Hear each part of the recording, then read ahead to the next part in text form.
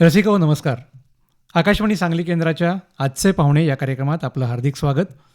आजच्या कार्यक्रमात सहभागी आहेत सांगलीतील सामाजिक कार्यकर्त्या सौभाग्यवती नीताताई केळकर. नीताताई, कार्यक्रमात आपलं हार्दिक स्वागत. नमस्कार शशांकजी, आकाशवाणीच्या या कार्यक्रमात येताना मला मनापासून आनंद होतोय. एक सामाजिक कार्यकर्त्या म्हणून आज आपली कारकीर्द अनेक वर्षांची आहे, त्याविषयीच आपण आजच्या मुलाखतीला सुरुवात करूया. या समाजकार्याची सुरुवात आपण कधीपासून केली, त्यासाठी आपली प्रेरणा काय होती, हे आपण सुरुवातीला सांगावं.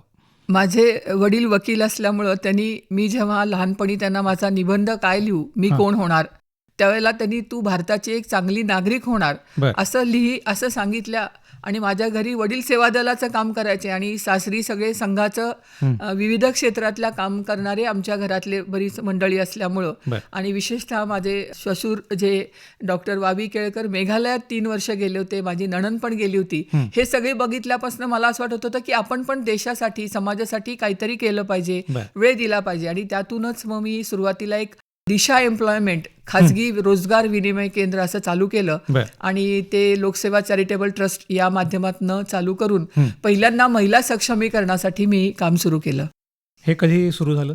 साधारण आम्ही हे 92-93 सुरू केलेलं. आणि याचा मुख्य फोकस काय होता? रोजगारासाठी जे लोक बाहेर जातात, खाजगी रोजगार केंद्र त्यावेळेला सांगलीत ही संकल्पना नवीन होती. आपण एम्प्लॉयमेंट एक्सचेंजमध्ये नाव नोंदवतो, ह्याच्यातून आम्ही महिलांना प्रवृत्त केलं. आणि जिथं घरगुती लागतात महिला, त्यांचं असं एक कुठं व्यासपीठ नव्हतं त्या काळात, म्हणून त्यांची नावं, ज्यांना गरजू महिलांची नावं नोंदवून घ्यायची आणि त्यांना रोजगार द्यायचा, असं त्याचं काम होतं. महिलांसाठी विशेषतः आपण कार्यरत आहात. महिलांच्या समस्या, त्यांचे प्रश्न, त्याविषयीचं निवारण करण्यासाठी आपण काम करता. तर कशा पद्धतीचं हे कामकाज चालतं? कसं आहे की जेव्हा मी नगरसेवक होते आणि त्यावेळेला मला असं लक्षात आलं की आपल्याला राजकारणाचा उपयोग समाजासाठी करता येईल. आणि त्याच वेळेला सांगलीमध्ये अमृता देशपांडेची हत्या झाली आणि त्याचा माझ्या मनावर खूप खोल परिणाम झाला. आणि त्यावेळेला मैत्रीण म्हणून एक महिलांच्या अन्याय अत्याचाराला सगळ्यांना, सर्व म्हणजे त्याला जात पात पक्ष विरहित अशी एक मी संघटना सुरू केली आणि त्याला आम्ही विरोध केला. त्यामध्ये सरकारी वकील उज्ज्वल निकमांची पहिल्यांदा सांगलीत नेमणूक झाली आणि आपण त्या खटल्यामध्ये शेवटपर्यंत आरोपीला शिक्षा देण्यापर्यंत काम केलं. आणि त्याच्यानंतर मग महिला अत्याचाराचे बरेच विषय मी हाताळायला सुरुवात केली. पुरुषप्रधान संस्कृतीचा आपला हा सगळा पार्श्वभूमीचा विषय असल्यामुळं एका महिलेनं या क्षेत्रामध्ये काम करताना आपल्याला बऱ्याच अडचणी आल्या असेल, त्याविषयी आपण काय सांगाल? म्हणजे मुळात आता महिलांना, मी स्वतः सिव्हिल इंजिनियर असल्यामुळे मला असं कधी वाटत नव्हतं की आपण कुठेतरी राजकारणात जावं. पण 33% आरक्षण हे 91ला आलं आणि नगरपालिका होती. घरातल्या सगळ्यांच्या पाठिंब्यावरच मी पहिल्यांदा निवडून आले. त्यामुळे घरचा पाठिंबा या क्षेत्रात काम करताना खूप महत्वाचा असतो. आणि मुलं लहान असल्यामुळं त्या वेळेला ज्या काम करायचे होते, जे आंदोलन असतील, त्यावेळेला पूर्णपणे घरच्यांच्या पाठिंब्यावर. आणि लहान मुलांच्याकडे म्हटलं तर त्यावेळेला एकत्र कुटुंबाचे फायदे आहेत. आणि आई वडील पण सांगलीत, भाऊ असल्यामुळं त्यांच्या सगळ्यांचा म्हणजे सासर आणि माहेरच्या कुटुंबाचा माझ्या या सगळ्या जडणघडणीत खूप महत्वाचा वाटा आहे. राजकारणात आपण अनेक वर्ष सक्रिय आहात, त्याच्यानंतर सामाजिक प्रश्नांदेखील आपण वेगवेगळ्या पद्धतीनं भाग घेता. मग अशा वेळी महिलांसाठी ज्या शासनाच्या योजना असतात त्या खेडेगावातल्या किंवा दुर्गम भागातल्या लोकांच्यापर्यंत पोहोचण्यासाठी, कारण बऱ्याच वेळा असं होतं की आम्हाला माहीतच नाही, अशा बऱ्याच गोष्टी होतात, त्यासाठी आपण काय पद्धतीचं काम केलं आणि त्या योजना कोणकोणत्या होत्या? तेव्हापासून आत्तापर्यंत म्हणजे ती संजय गांधी निराधार योजनेपासूनचे, जसं नरेंद्र मोदी पंतप्रधान झाले त्यामुळे त्यांनी महिला सक्षमीकरण, महिलांच्या सन्मानाच्या, म्हणजे सफाई कर्मचाऱ्यांचे पाय धुण्यापासून जे त्यांनी कृतीतून दाखवलं की बेटी बचाओ बेटी पढाओ. आणि त्या काळात आपल्याकडं जे मुलींच्या जन्मदराचं प्रमाण घटलं होतं, कारण आपल्याकडं म्हैसाळचं मोठं गर्भपाताचं केंद्र उघडकीस आलं, तर सगळ्यांना वंशाला दिवा हवा होता. तिथपासून मुलगी वाचवा ते बेटी बचाओ ह्या सगळ्या टप्प्यामध्ये ग्रामीण भागात ह्या सगळ्याचा प्रचार सुरुवातीला कमी प्रमाणात होता. म्हणजे अगदी शौचालय नसण्यापासून आज घर तिथं शौचालय, ह्या सगळा प्रवास मी बघितलाय.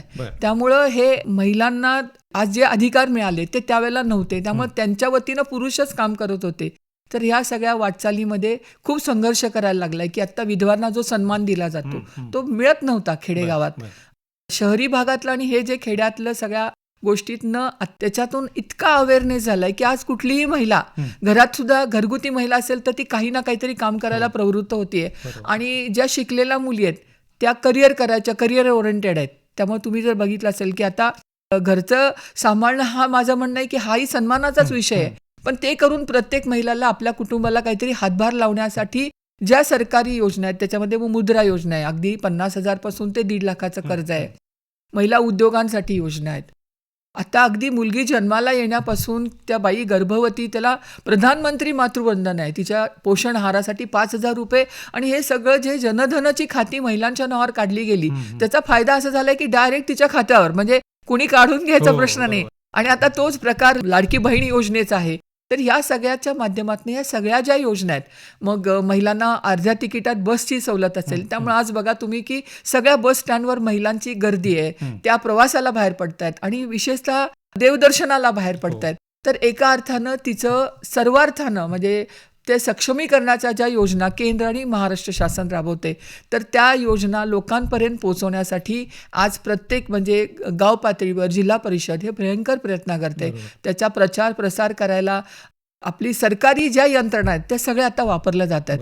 त्यामुळे असं वंचित राहणं, अंगणवाडी सेविका आहेत, आशा सेविका आहेत की या घरोघरी जाऊन म्हणजे लाडकी बहिणीचे फॉर्म भरून घ्यायला आशा सेविकांनी खूप मोठं योगदान केलं. त्यामुळे ह्या आता योजना बऱ्यापैकी आपल्या सोशल मीडियातून खालीपर्यंत जात आहेत. बरोबर. शहरी भागात काही प्रॉब्लेम येत नाहीत की थोडेसे सुजाण नागरिक असतात, पण ग्रामीण भागात काम करताना आपल्याला काही वेगळे अनुभव आले? हा नक्कीच. काही ठिकाणी महिलांना आपण काही सांगायला गेलो किंवा त्यांना त्यांच्या अधिकाराची जाणीव करून दिली तर ते काही वेळेला पुरुषांना आवडायचं नाही. मग ते थोडेसे म्हणजे त्यावेळेला मला वाटतं 95ला मी महामंत्री म्हणून काम करायचे. त्यावेळेला मी खेडेगावात गेले तर पहिलं असायचं की बाईला आत नेऊन बसवायचं, कधीच तिला बाहेर चावडीवर बसवणं किंवा मी त्यांच्यासाठी आली आहे हे त्यांना वाटायचंच नाही. त्यांना असं वाटायचं मी कुणाच्या तरी बरोबर आले आणि माझी जागा स्वयंपाकघरात असली पाहिजे.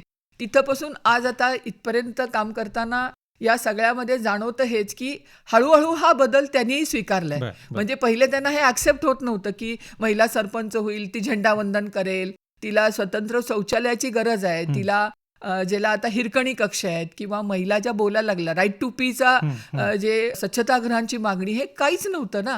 तर ह्या सगळ्याचा हळूहळू हा मानसिकतेमध्ये बदल हा खूप चांगल्या पद्धतीनं होतोय. आणि मला खात्री आहे की या काळात पुढच्या आता जवळजवळ सगळ्या विषय महिलांचे आहेत, पण अजून स्वच्छतागृहांचे प्रश्न अजूनही आहेत आणि सक्षमीकरणाचे. आता आपण बोलताना सोशल मीडियाचा उल्लेख केलात, तर सोशल मीडिया आज खरंच महत्त्वाचा आहे. त्याचा चांगल्या पद्धतीनं वापर केला तर खूप फायदेशीर आहे. तर आपलं जे कार्य आहे, आपण वेगवेगळ्या टप्प्यावर वेगवेगळ्या विषयांच्यावर काम करता, तर ह्यामध्ये सोशल मीडियाचा रोल काय आहे? यामध्ये फेसबुक असेल किंवा मी काही वेळेला मला वाटतं की आता ह्याच्यावर व्यक्त व्हायला पाहिजे, तर मी माझे व्हिडिओ फेसबुकला टाकते, स्टेटसला ठेवते, व्हॉट्सॲपला ठेवत असते, इंस्टाग्रामला ठेवते, एक्सवर मी असते. पण ह्या सगळ्या सोशल मीडिया प्लॅटफॉर्मचा उपयोग नक्कीच आम्ही करतो आणि त्याचा लोक बघणारे त्याच्यातनं त्यांच्या प्रतिक्रिया पण आमच्यापर्यंत येत असतात. आणि शिवाय आमचे प्रिंट मीडिया हे एक माध्यम आहे, इलेक्ट्रॉनिक मीडिया, ह्या सगळ्यांचा वापर आम्ही करतो. आणि ज्या वेळेला काही मोठ्या घटना घडतात त्यावेळेला इलेक्ट्रॉनिक मीडिया किंवा प्रिंट मीडिया आमच्याकडे अप्रोच होतात की तुम्ही ह्याच्यावर तुमचं मत दिलं पाहिजे. त्यामुळे या सगळ्या प्लॅटफॉर्मवर आम्ही काम करतो. बरोबर. भारत सरकारच्या वेगवेगळ्या योजना कायम येत असतात, राज्य शासनाच्या येत असतात, आणि आपण एक माध्यम म्हणून काम करताय सरकार आणि समाजामध्ये. तर अशा पद्धतीनं काम करताना संचालिकेचं पद आपल्याला नुकतंच मिळालेलं आहे आणि खरंच महत्त्वाकांक्षी योजना आहे भारत सरकारची. त्याविषयी आता आम्हाला जाणून घ्यायचे, काय सांगाल? मी संचालक झाल्यानंतर प्रधानमंत्री मुफ्त बिजली घर योजना अशी एक आपण त्याला म्हणतो की रूफटॉप सोलर आपण शॉर्टकटमध्ये, ही योजना जी सरकारने आता महत्त्वाकांक्षी योजना आहे आणि ती महाराष्ट्र सरकार पण मोठ्या आणि महावितरण किंवा सगळेजण ह्याच्यामध्ये जुडलेले आहेत. तर ह्याच्यामध्ये ज्याचं बिल वीज बिल साधारण 800च्या वरती आहे, अशा ग्राहकांनी या योजनेचा लाभ घ्यावा. अगदी पत्र्याचं घर असेल, ग्रामीण असेल, शहर असेल, सगळ्यांनी आपल्या घराच्या छतावर ही सौर पॅनल बसवून घेण्याची योजना आहे. ऑनलाईन अर्ज करायचे आहेत. 1 किलोवॅटचं तुम्हाला युनिट बसवायचं असेल, साधारण तुम्हाला 300 युनिटपर्यंत होऊ शकतं, तर त्याला 30,000 रुपयाची सबसिडी आहे, सरकार देतं. 2 किलोवॅटला 60,000ची सबसिडी आणि 3 किलोवॅटपर्यंत 78,000ची. आणि त्याच्यावरती असेल त्याला काही सबसिडी नाही. पण ही पत्र्याच्या घरावर बसवता येतं, सिमेंटच्या घरावर बसवता येतं.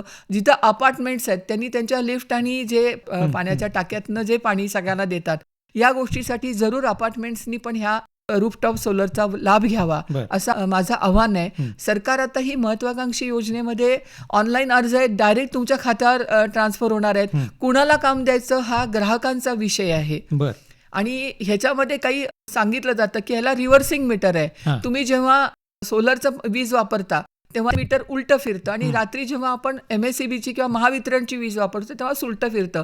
त्यामुळे अंतिमतः आमचं वीज बिल हे 0 येतं. बर कदाचित जास्त वापर असेल, एक 3 किलोवॅट बसवला आणि माझा वापर जास्त आहे तर 100-200 रुपये येऊ शकतं. बरं. पण आत्तापर्यंत जो अनुभव आमचा असा आहे की ज्यांनी बसवले त्यांना 0 वीज बिल आलंय. बर बर तर सरकारचं किंवा प्रधानमंत्र्यांचं असं धोरण आहे की देशभर जिथं जिथं आपली एवढी सौर ऊर्जा आपल्याला मोफत मिळते, त्यामुळं आता महावितरण असेल, महाऊर्जा असेल, महाराष्ट्रातल्या जिल्ह्यातल्या ज्या सरकारी जमिनी आहेत गायरान, ते आता ताब्यात घेऊन तिथं मुख्यमंत्री कृषी सौर योजना बर अशी आता त्याची सौर पॅनल बसवण्याचं चालू आहे. त्याला आपण सोलर पार्क सुद्धा म्हणतो. अच्छा. तर ह्याच्या माध्यमातून वीज निर्मिती जी होणार आहे त्याचा फायदा शेतकऱ्यांना दिवसा वीज मिळण्यासाठी. आज असं होतं की शेतकऱ्याला पाणी पाजायला रात्री अपरात्री शेतात जावं लागतं आणि त्यातून जे हल्ले होणं किंवा त्याच्या साप चावणं, त्यामुळे दिवसा शेतकऱ्यांना वीज मिळावी.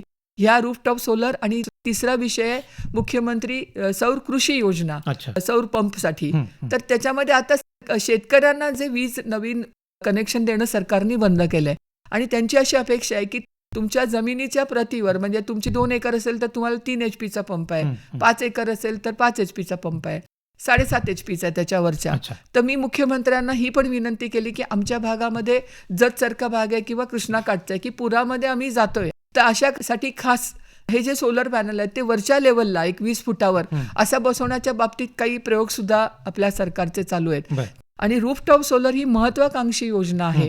त्याचा प्रत्येक ग्राहकांनी खरंच लाभ घेण्याची गरज आहे.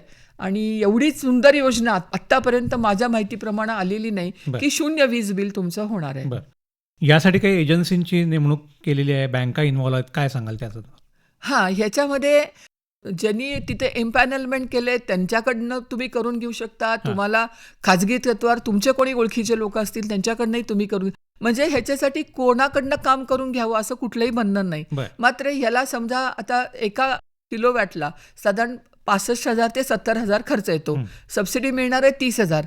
त्यामुळे उरलेले जे आपल्याला 40,000ची उभारणी कशी करायची, हा जो लोकांच्या मनात प्रश्न आहे, त्याला काही आपल्या नॅशनलाइज बँका 6%, 7% व्याजाने आपल्याला कर्ज मिळतंय. त्यामुळे ते कर्ज घेतल्यानंतर आलेली सबसिडी त्या कर्जाला भरता येणार नाही, हाही नियम आहे.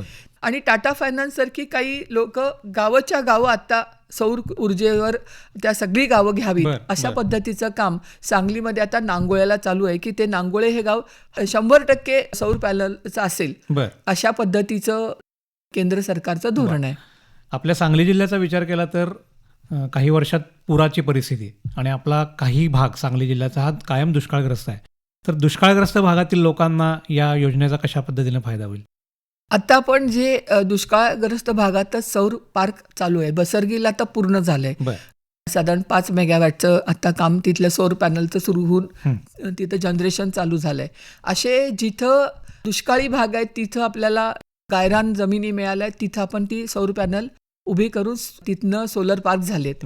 आणि जे आता पुराचा भाग आहे त्याच्यावर चालू आहे त्याच्यावर काम करणं, कारण हा विषय सांगली कोल्हापूर जिथं पूरपट्ट्या आहे तिथला मी त्यांना अवगत केला आहे. आमच्या मुख्यमंत्री आणि आमच्या सगळ्या महावितरण आणि तिन्ही कंपन्यांच्या टीमला की आमचा हा अडचण आहे, याला काहीतरी उपाय काढा. त्यासाठी खास म्हणून जिथं 3 HPचा आहे तिथं 5 HPचा द्यायची तयारी आहे, 5 HPचा आहे तिथं 7.5 HPचा पंप किंवा बूस्टर अशा पद्धतीचं चालू आहे. त्यातलं कुठलं वर्केबल होतंय त्या पद्धतीनं ते करतील.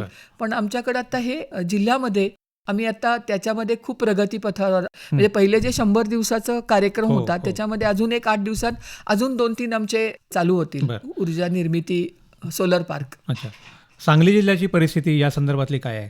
सगळ्याच जिल्ह्यामध्ये आता सरकारने टार्गेट दिलंय की जी गायरान आहेत आणि खाजगी पण आहेत, म्हणजे महाऊर्जा खाजगीच्या माध्यमातून आहे, शिवाय जे सरकारी आपले आस्थापना आहेत, कोर्ट असेल, कलेक्टर ऑफिस, SP ऑफिस असेल, सिव्हिल हॉस्पिटल आहे, या सगळ्यांवर सुद्धा सौर पॅनल म्हणजे रूफटॉप सोलर हे बसवण्याचे टेंडर्स निघालेले आहेत बरं. मेढाच्या मार्फत. अच्छा. आणि महाऊर्जा खाजगी जमिनी अधिग्रहित करते. बरं. 30 वर्षासाठी खाजगी लोक पुढे येऊन आपली जमीन ह्या सौर पार्कसाठी देऊ शकतात.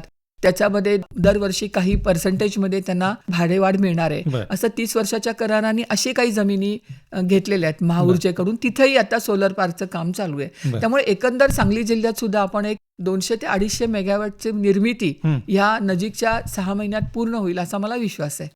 वीज बचत म्हणजे निर्मिती असं अनेक वेळा म्हटलं जातं, तर त्याचंच एक पाऊल आहे असं आपण हे म्हणू. नक्कीच. आणि याचा फायदा जो मिळणार आहे ग्राहकांना, त्याच्यामध्ये सरकारी नोकरदार असेल, व्यावसायिक असतील, व्यापारी असतील, मग घरामध्ये जर काही कुटुंबातले सदस्य असतील तर त्याच्यातले नवरा बायको कमावते असतील, कदाचित बाई गृहिणी असेल, तर त्याची सबसिडी किंवा त्याचा बेनिफिट ते मिळण्याच्या दृष्टीनं आपण काय उपाययोजना केलेल्या आहे याच्यामध्ये? नाही, ह्याला अशी कुठलीही उत्पन्नाची अट नाही आहे, नाही. ना जातीपातीची अट आहे. बरं. जो घरावर सोलर बसवेल, ज्याच्या नावावर वीज कनेक्शन आहे, हां. त्याला एकदाच मिळेल. बरं. त्याची 4 घरं असतील किंवा त्याला पुन्हा शेतीसाठी सौर कृषी पंपाला सबसिडी त्याच्याच नावावर असं नाही मिळणार. एका वेळेला एका व्यक्तीला एकदाच ती सबसिडी मिळणार आहे. बरं. त्यामुळे ज्याच्या नावावर विजेचं कनेक्शन आहे त्याला, मग ती महिला असू दे पुरुष असू दे, तिथं काही अडचण नाही. त्यांना बरं. ते कनेक्शन ऑनलाईन अर्ज केल्यानंतर मिळणार आहे. बरं. मग उत्पन्नाची अट नाही आहे.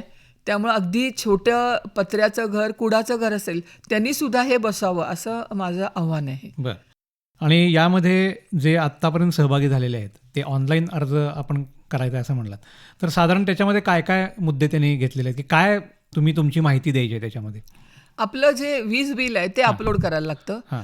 आणि बाकी तुमचं आधार कार्ड, पॅन कार्ड वगैरे एवढंच. म्हणजे बरं. त्याच्यासाठी बाकी काही अट नाहीये. तुमचा रेवाज दाखला म्हणजेच आपोआप तुमचं जे वीज बिल आहे आणि तुम्ही त्याची तुलना पण करू शकता. तसंच आता जे त्याच्यामध्ये आणखीन एक अजून प्रधानमंत्र्यांनी अजून एक प्रत्येक जिल्ह्याला असा एक निकष दिलाय की 5,000ची लोकसंख्येच्या वरचं असेल गाव, हां. 5,000 ते साधारण 6,000 पर्यंतचं, बरं. तर त्यांनी जर 100% सोलर वापर केला पॅनल त्याचा. बसवले हां. तर त्या गावाला 1 करोडची सबसिडी म्हणजे ते पैसे त्या बरं. गावाच्या विकासासाठी बरं. प्रधानमंत्री कार्यालयात PM ऑफिसकडनं हे मिळणार आहेत बरं. या योजनेत.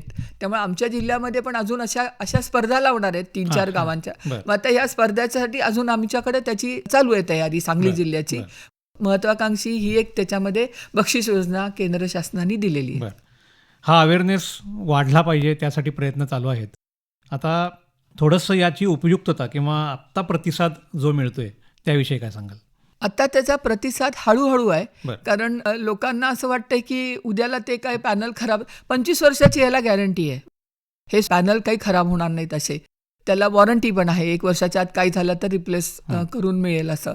आता स्वच्छतेचा प्रश्न आहे. वर नारळाची झाडं असतात किंवा काळं येतं आपल्या हो, कारखान्याचं. कारखान्याचं. त्यामुळे आता नवीन जर तुम्ही बघितलं असेल तर ह्याच्या स्वच्छता करणाऱ्या पण एजन्सी सुरू झाल्या. बरं. म्हणजे बघा, रोजगार निर्मितीमध्ये जसं पूर्वी पाण्याच्या टाक्या स्वच्छ करायचे तसं आता सोलर पॅनल स्वच्छ करायचे, ते पण आता सुरुवात झाली आहे. पूर्वी ह्याच्यामध्ये जे व्यावसायिक होते म्हणजे उद्योगधंदेवाले जे लोक होते त्यांनाही काही प्रमाणात सबसिडी होती. त्यामुळे बऱ्याच उद्योजकांनी आपल्या उद्योगधंद्यासाठी मोठे सौर पॅनल बसवलेले आहेत आणि अजून काही लोक बसवायच्या पण तयारीत आहेत. त्याला सबसिडी आता नाही आहे, पण ह्याचा परिणाम असा होतोय की सगळ्यांच्यात एकाने केलं की ते जागृती होतीये. अजून मला वाटतंय की कशामध्ये आम्ही कमी पडतो माहीत नाही, पण आता 3,500-1,000 पर्यंत सांगली जिल्ह्यात आपण रूफटॉप सोलरचे ग्राहक आहेत. बरं. पण आमचे इतके लोक जर आहेत MSCV म्हणजे वीज वापरणारे, तर त्यांनी हे जरूर बसवून घ्यावं असं मला त्यांना आव्हान राहील.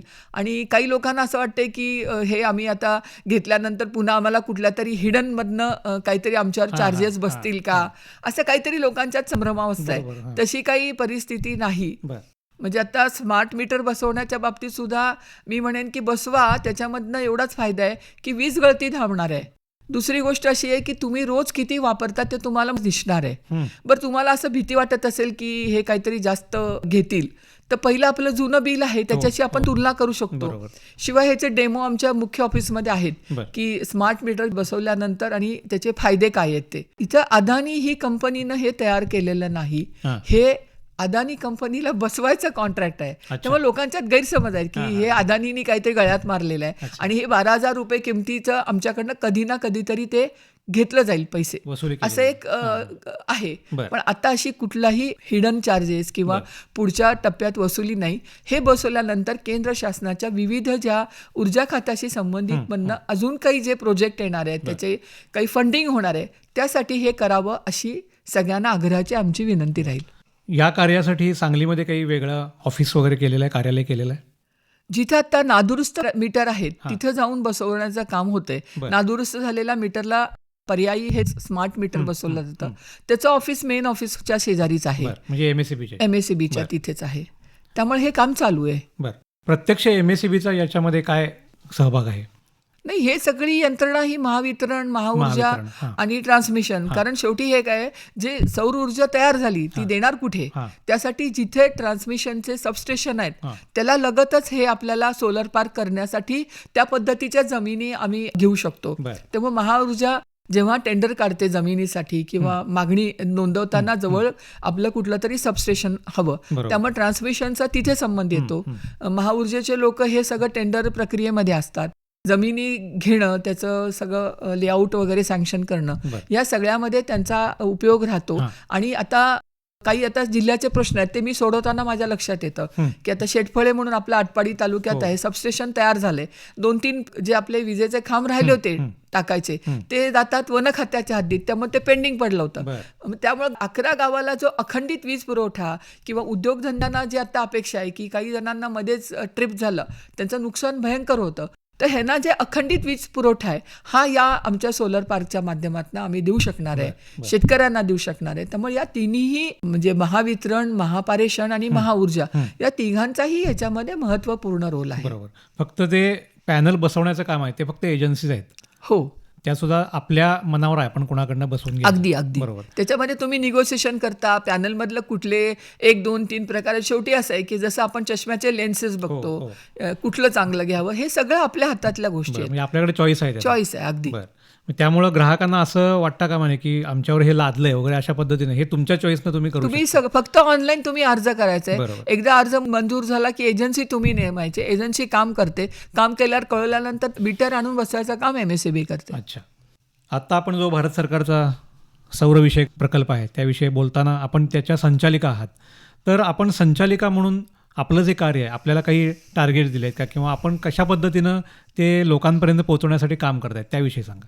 आता हा जो प्रधानमंत्री मुफ्त बिजली घरचा मला खूप हे आतून वाटलं की हे सगळ्यांपर्यंत पोहोचण्याची गरज आहे. त्यामुळं मी आता ह्याच्यामध्ये कोल्हापूरला आढावा बैठक घेतली, सोलापूरला घेतली, सातारला गेले होते आणि विविध ठिकाणी आता माझा जाऊन मानस आहे की हा मॅक्सिमम ह्यातून आपल्या प्रिंट मीडिया असेल, इलेक्ट्रॉनिक मीडिया असतील, माझे पदाधिकारी आहेत, आमच्या ज्या सगळ्या लोकांना मी बोलवते तिथे गेल्यानंतर की तुम्ही या आणि तुम्ही पुढचं हे तुम्ही आपल्या माध्यमातून, तर आमचे मोठे व्हॉट्सअप ग्रुप आहेत त्याच्या माध्यमातून खालपर्यंत लोकांच्यात, आणि तुम्ही स्वतः बसवा, यासाठी हे मी दौरे करते लोकांच्या पर्यंत जायचं. आणि मला हेच वाटतं की या सगळ्या योजनांचे लोकांपर्यंत पोहोचवणं आणि हे गैरसमज दूर करणं आणि आम्ही केलेल्या कामाची, ज्याला म्हणतो की खरं तर थोडा हा तो दुर्लक्षित असा आहे, काम करतात ते सगळेजण, पण त्याची प्रसिद्धी होत नाही. कारण परवाच मी इथे आम्ही 10 MVKचे एक सबस्टेशनची मी हे वाढवली, पहिले 5 MVK होतं त्याची कपॅसिटी वाढवली, तर ते काय सगळं टेक्निकल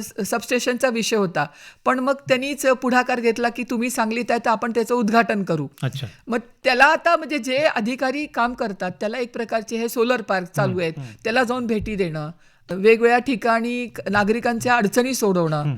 आता मी माझं एक तिथे बसायची व्यवस्था महावितरणच्या तिथे केलेली आहे की ह्या छोट्या छोट्या प्रश्न आहेत, गावकऱ्यांचे प्रश्न असतात, अखंडित वीज पुरवठा मिळत नाही, ट्रान्सफॉर्मर जळण्याच्या सातत्याने कंप्लेंट्स येतात, काही ठिकाणी विद्युत पुरवठा 33 kVची लाईन अचानक ट्रिप होणं, किंवा महापालिका आणि महावितरण किंवा आमची सूत्रधारी कंपनी MIDCचे काही विषय आहेत की जे आमच्याशी निगडीत आहेत की MIDCला सबस्टेशनची गरज आहे, जागा त्यांच्याकडे आहे, आमच्याकडे नाही आहे, मग एक्सचेंज करून काही होतंय का. तर या सगळ्या गोष्टीमध्ये वेगवेगळ्या ठिकाणी फाईल कुठे आहे तिथं अडकली आहे, तर त्याला ज्याला म्हणतो आपण चालना देण्याचं, वेग देण्याचं काम माझ्या माध्यमातून मी करते. किमान सांगली जिल्ह्यातले कुठलेही प्रकल्प अडू देणार नाही आणि अख्ख्या महाराष्ट्रामध्ये तिकडच्या बाजूला विदर्भातलेच आमचे मुख्यमंत्री आणि मराठवाड्यातल्या ऊर्जा राज्यमंत्री, त्यामुळे उर्वरित भागामध्ये जेवढी काही गरज आहे आणि सगळीकडे माझा जुना संपर्क असल्यामुळं विविध विषय माझ्या पुढे येतात. हं. त्यातून महिलांच्या अडचणी असतात, ज्या बरोबर. महिला कर्मचारी असतात, तर त्यांना किंवा मध्ये एक स्टॅबिंगची केस झाली हो, होती हो. बारामतीतल्या एका मुलीचा काही संबंध नव्हता. तिला जाऊन त्यांनी विचारलं की माझं बिल किती, 500 रुपयाचा विषय होता, पण तिला चाकूनी हल्ला केला. हं. तर अशा ठिकाणी सुद्धा मी स्वतःहून जात असते. बरं. जिथे जनरेशन आमचं होतं, आता कोयनेचं खूप मोठं जनरेशन आहे, ते हायड्रो जनरेशन आहे, हं. पण ते आपल्या देशामधले महत्त्वाचं आहे. होय. तर जनरेशनच्या ठिकाणी जाणं, त्याची पाहणी करणं, गॅस जनरेशन कसं असतं, अच्छा.